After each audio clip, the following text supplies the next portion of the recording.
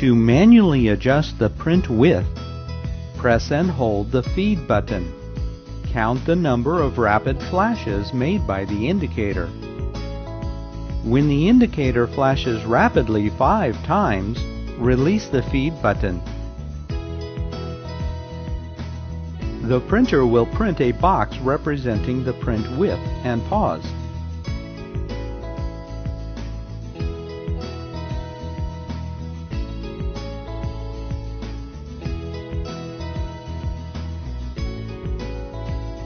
When you see the desired print width, tap the feed button.